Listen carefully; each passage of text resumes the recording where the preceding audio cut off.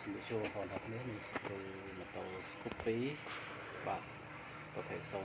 021ទី2បាទសម្រាប់មឡុកសភាពរបស់វាគឺវាសក្តីគឺដាក់សម្រាប់ក្របរបស់វាអត់មានបញ្ហាខូចបាទនេះក្របរបស់វាអញ្ចឹងវាស៊ីអត់ស្មើបាទនេះចាំរបស់វាហើយសម្រាប់សាច់ពានរបស់វាគឺសាច់ពានស៊ីនប៉ុន្តែពេលរៀនឆៃមើលគឺវាបាក់បាទនេះ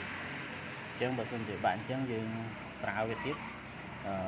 វាបានប៉ុន្តែវាស្រួលហើយទីមួយយើងអត់ដឹងថាវាដាច់នៅពេលណាទេហើយសម្រាប់ចាសម្រាប់ស្បែករបស់វាគឺវាអស់ដែរហើយបាទអស់ដែរហើយបាទអញ្ចឹងយើងកំពុងត្រៀមដើម្បីនឹងដោះដូរស្បែកជូនទៅកាន់ភ្ញៀវវិញបងប្អូនយើងកំពុងតែរៀបចំបាទហើយសម្រាប់ Cubic នោះដែរយើងដេកអត់ឆេះហើយជាប់កូដឥឡូវយើងធ្វើវាឆេះហើយនឹងរៀបចំធ្វើឲ្យភ្ញៀវឡើងវិញម៉ូតូនេះយើងធ្វើឆេះហើយសម្រាប់ Cubic នេះបា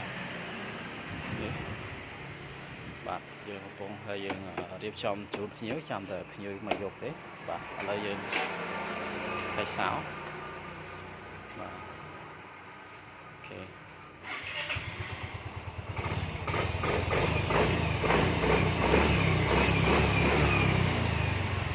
យើងធ្វើហើយបាទអញ្ចឹងនេះយើងធ្វើហើយ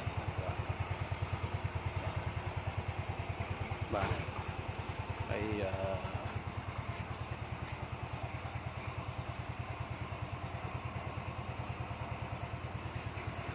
បាទហើយសម្រាប់ម៉ូតូនេះផងដែរគឺតេជូនគាត់ឲ្យយើងបាញ់ក្នុងជើងក្រោមបាទពាក់ព័ន្ធជាមួយនឹងការបាញ់ក្នុងជើងក្រោមគឺយើងបានយកទឹកប្រាក់ទេបាទអញ្ចឹងទឹកប្រាក់របស់វាគឺវាមានស្នាមស្នឹមអញ្ចឹងបាទស្នឹមអញ្ចឹងឡើងជ្រេះអញ្ចឹងបាទហើយយើងបាញ់វាឡើងវិញឲ្យភ្លឺឡើងវិញជូនទៅបាត់រស់បាទហើយនេះគឺកំពុងតែរៀបចំដោះដើម្បីតម្លាក់ទៅបែករៀបចំខាត់ហើយនឹងប៉ះបើឡើងវិញដើម្បីធ្វើការបាញ់ទៅឲ្យគាត់វិញបាទកំពុងតែធ្វើហើយបាទប៉ុន្តែនេះម្នាក់ឯងវាទៅម៉ូតូបាន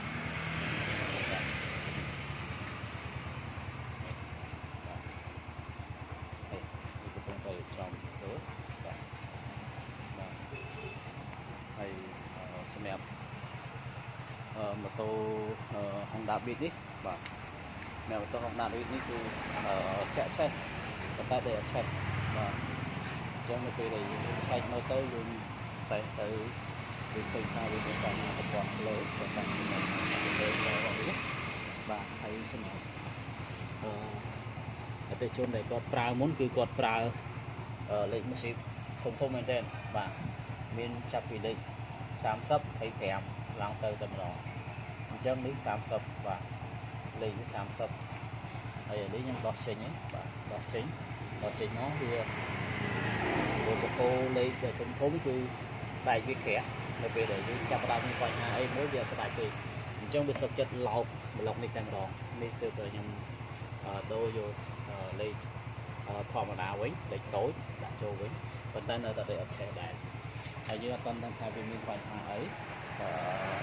សម្រាប់ម៉ូតូហ្នឹងទេបាទយើងគាត់សូមពេលវេលាដើម្បីនឹងឆែកមើលបន្តទៀតបាទឥឡូវយើងចាក់វាទុកចោលសិនហើយយើងរៀបចំទៀតយើងនឹងឆែកបន្តទៀតជូនគ្នាបាទហើយអរគុណច្រើនសម្រាប់បងប្អូនទាំងអស់គ្នាដែលគាត់ប្រទេសជនដែលគាត់គ្រប់គ្រងនៅកន្លែងជួយម៉ូតូយើងខ្ញុំផងដែរអរគុណសម្រាប់ការគ្រប់គ្រងនេះហើយសូមឲ្យព្រះជាម្ចាស់បានប្រទានពរដល់ប្រជាជនទាំងអស់គ្នាឲ្យទទួលទាន